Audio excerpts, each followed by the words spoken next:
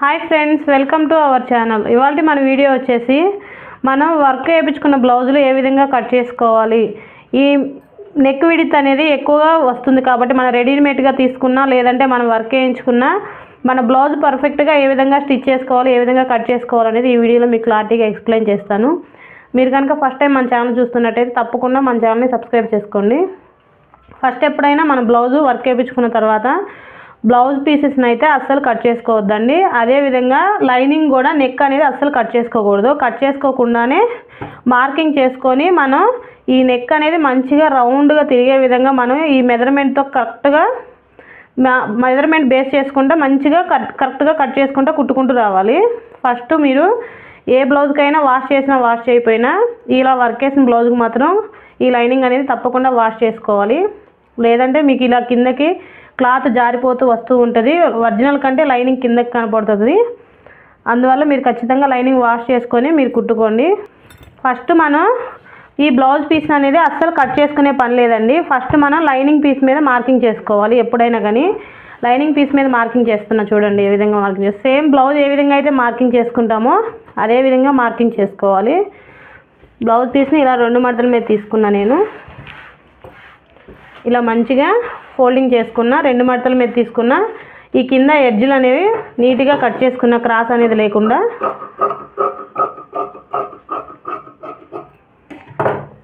ఇలా కట్ చేసుకున్న తర్వాత మనం బ్లౌజ్ పీస్ పొడవు ఎంత ఉందో చూసుకోవాలి. మనకి ఆది బ్లౌజ్ ప్రకారం మన బ్లౌజ్ ఎంత పొడవు ఉందో చూసుకోవాలి. ఫస్ట్ మనం ఈ బ్లౌజ్ పొడవు వచ్చేసి 16 ఇంచులు ఉంది. దీనికి ఒక 1/2 ఇంచు కలుపుకొని 16.5 ఇంచులు మార్కింగ్ చేసుకోవాలి. ఇది అనేది పెద్ద సైజ్ బ్లౌజ్ అండి. చాలా ఈజీగా అర్థమవుతుంది, మీకు చాలా క్లారిటీగా ఎక్స్ప్లెయిన్ చేస్తాను నేను. నెక్ విడ్త్ వచ్చేసి 2.5 ఇంచులు మార్కింగ్ చేసుకోవాలి. అలాగే షోల్డర్ వచ్చేసి 1/4 ఇంచులు మార్కింగ్ చేసుకోవాలి. ఇలా మార్కింగ్ చేసుకున్న తర్వాత సేమ్ మన బ్లౌజు మన లూజ్ ఎంత ఉందో మొత్తం బ్లౌజ్ ఆది ప్రకారం మొత్తం మనం మార్కింగ్ చేసుకోవాలి. ఈ విధంగా ఇలా బ్లౌజ్ ప్రకారం మార్కింగ్ చేసుకొని ఖర్చు కోసం ఇంకో 2 ఇంచెస్ ఎక్స్ట్రా మార్కింగ్ చేసుకోండి.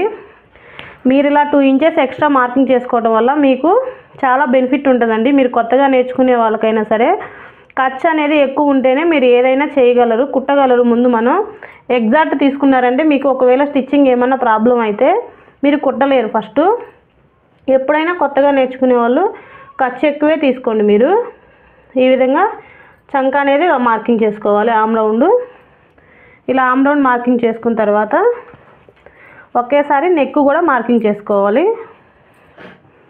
కింద 1/2 ఇంచ్ వదిలిపెట్టుకొని ఈ విధంగా పెట్టుకొని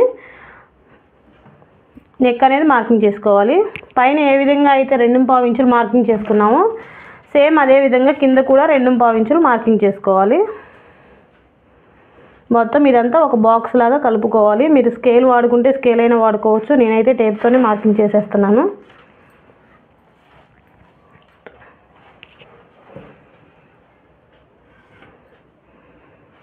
ఇలా ఆమ్ రౌండ్ కూడా మంచిగా క్రాస్ అనేది ఏమి లేకుండా మంచిగా మార్కింగ్ చేసుకోవాలి. ఈ ఆమ్ రౌండ్ కోసం చంక నుంచి 1.5 ఇంచులు మార్కింగ్ చేసుకొని ఇలా క్రాస్ పెట్టుకొని ఈ విధంగా ఆమ్ రౌండ్ అనేది మార్కింగ్ చేసుకోవడమే. మీరు బ్లౌజ్ కొలతల ప్రకారం ఏది మార్క్ చేసుకునే పని ఉండదండి. బ్లౌజ్ చంక రౌండ్ ఎంత ఉందో ఇదంతా ఏం మార్క్ చేసుకునే పద్ధతి అనేది లేకుండా మీరు చాలా ఈజీగా మార్కింగ్ చేసుకోవచ్చు. ఇక్కడ ఇలా రౌండ్ నెక్ అనేది మార్కింగ్ చేసుకోవాలి. ఆ నెక్ అనేది రౌండ్ నెక్ ఉంది కాబట్టి మనం రౌండ్ నెక్ మార్కింగ్ చేసుకోవాలి. ఏ నెక్ ఉంటే ఆ నెక్ మార్కింగ్ చేసుకోవాలి. కానీ మనం ఏది నెక్ అనేది కట్ చేయకూడదండి, జస్ట్ మార్కింగ్ ఒకటే చేసుకోవాలి. ఇప్పుడు చూడండి, నేను కట్ చేసే విధంగా కట్ చేయండి.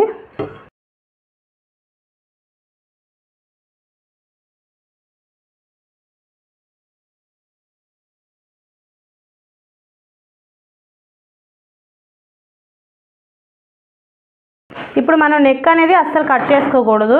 నెక్ అనేది కట్ చేసుకుంటే మనకు వర్క్ అనేది మొత్తం రాదు. మనకి దాన్ని అడ్జస్ట్ చేసుకుంటూ మనం కట్ చేసుకోవాలి. కాబట్టి ఇక్కడ నెక్ డాట్ కాడ ఒక డాట్ అనేది ఈ మార్కింగ్ దగ్గర ఒక డాట్ అనేది పెట్టుకోవాలి మీరు, అంతే. ఈ నెక్ అనేది అస్సలు కట్ చేసుకోకూడదు. అదేవిధంగా ఫ్రంట్ పార్ట్ మార్కింగ్ చేసుకోవాలి. ఇప్పుడు ఫ్రంట్ పార్ట్ కూడా మనం మార్కింగ్ చేసుకోవాలి. ఈ బ్యాక్ పార్ట్ని తీసుకొని ఒక 2 ఇంచులు పైకి ఫోల్డ్ చేసుకొని దీని చుట్టూరు రౌండ్ అనేది మార్కింగ్ చేసుకున్నా నేను. ఇలా మార్కింగ్ చేసుకున్న తర్వాత ఈ బ్యాక్ పార్ట్ పీస్ని తీసి పక్కన పెట్టుకొని ఫ్రంట్ నెక్ అనేది మార్కింగ్ చేసుకోవాలి. ఈ విధంగా ఉక్సులు పట్టీ వైపు నుంచి ఎప్పుడైనా ఫ్రంట్ పార్ట్ని మార్కింగ్ చేసుకోవాలి. ఇలా షోల్డర్ దగ్గర పట్టుకొని ఈ విధంగా బ్లౌజ్ని సాగదీయకుండా ఈ విధంగా మార్కింగ్ చేసుకోవాలి కరెక్ట్గా.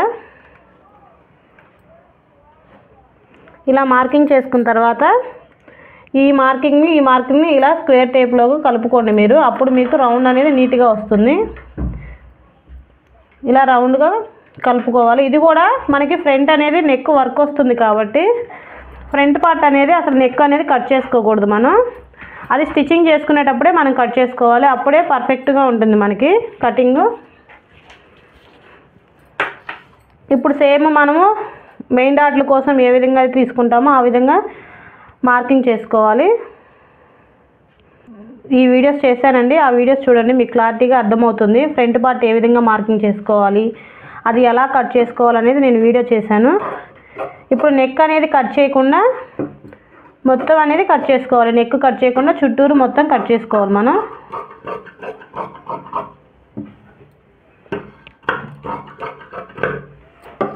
ఇక్కడ నెక్ అనేది అస్సలు కట్ చేయకూడదు. ఇలా పైకి పొడిగించుకొని మనం క్లాత్ని కట్ చేసుకోవాలి. నెక్ కట్ చేయకుండా మిగిలిన మొత్తం యాజ్ టీజ్గా కట్ చేసుకోవాలి మనం చుట్టూరు. ఇక్కడ చంక రౌండ్ తిరిగే దగ్గర కొంచెం లోతుకి కట్ చేసుకోవాలి. మనకి చంకలో ముడతలు రాకుండా ఒక 1/2 ఇంచ్ ఇలా కిందకి కట్ చేసుకోవాలి. నేను కటింగ్ చేసేటప్పుడే కట్ చేస్తానండి.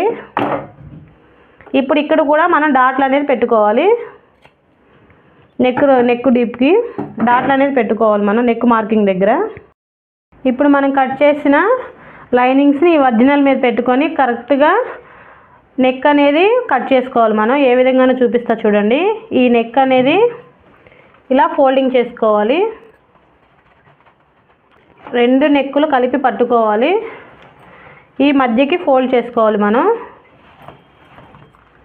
మీరు ఒకసారి కింద చూసుకోండి. ఈ ఎడ్జ్ కింద ఎడ్జ్ సమానంగా ఉన్నవో లేదో చూసుకోండి. కొంచెం క్రాస్ వచ్చినా కూడా మనకి నెక్ అనేది తేడా వస్తుంది. ఇలా చూసుకొని మంచిగా ఫోల్డింగ్ చేసుకొని దీని మీద మనం కట్ చేసిన లైనింగ్ని పెట్టుకొని ఒక 1/2 ఇంచు పైన షోల్డర్ ఖర్చులోకి పోతుంది కాబట్టి ఒక 1/2 ఇంచు పైకి పెట్టుకోవాలి మనం క్లాత్ అనేది. ఈ విధంగా ఒక 1/2 ఇంచ్ పైకి పెట్టుకొని మొత్తం యాజ్ టీజ్గా కట్ చేసుకోవాలి మనం. ఇంకా మీరు నెక్తో అనేది మీకు ఏ సంబంధం లేదండి. మనం నెక్ అనేది మనం కుట్టేటప్పుడు కట్ చేసుకోవటమే మనం. ఒక 1/2 ఇంచ్ సరిపోతుందండి. ఇదిగో చూడండి ఒకసారి కరెక్ట్గా 1/2 ఇంచ్ సరిపోతుంది పైకి.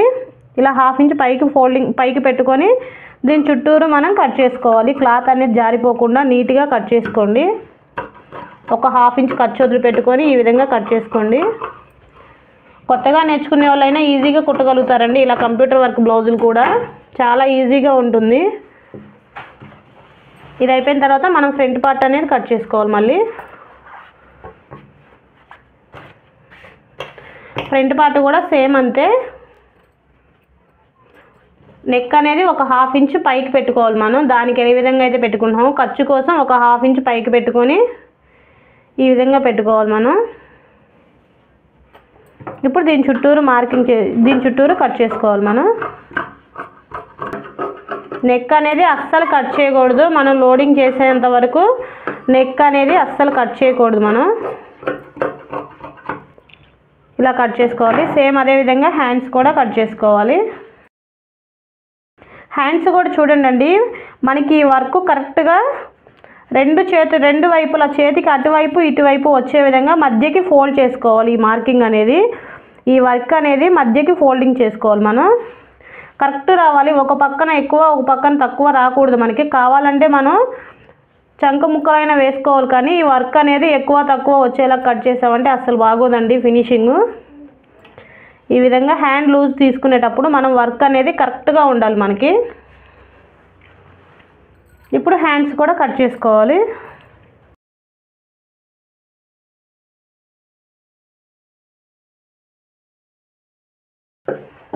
మీకు ఒక్కసారి అర్థమయ్యేలా చూపించాలంటే ఇటు చూడండి. మనం ఇటు పక్క క్లాత్ ఎక్కువ వచ్చింది, ఇటు పక్క తక్కువ వచ్చింది. ఈ పక్కన మనకి జాయింట్లు అనేది పడుతుంది అనమాట. అదేవిధంగా వర్క్ బేస్ చేసుకోకుండా మనం క్లాత్ని ఫోల్డ్ చేసి కనుక కట్ చేస్తే ఈ వర్క్ అనేది ఒక పక్కన ఎక్కువ ఒక పక్కన తక్కువ వస్తుంది. అలా ఎప్పుడు కట్ చేసుకోవద్దు, అలా రాంగ్ కటింగ్ అనమాట. అది అనేది ఇలా కట్ చేసుకోవాలి నీట్గా. ఈ పక్కన దీనికి జాయింట్ అనేది వేసుకుంటే సరిపోతుంది మనకి. చూసారు కదండి కంప్యూటర్ వర్క్ బ్లౌజ్ ఏ విధంగా కట్ చేసుకోవాలనేది. దీని స్టిచ్చింగ్ అనేది నెక్స్ట్ వీడియోలో పెడతాను నేను. మీకు కనుక ఈ వీడియో నచ్చితే తప్పకుండా లైక్ చేయండి, షేర్ చేయండి. అలాగే మా ఛానల్ని తప్పకుండా సబ్స్క్రైబ్ చేసుకోండి. Thanks for watching.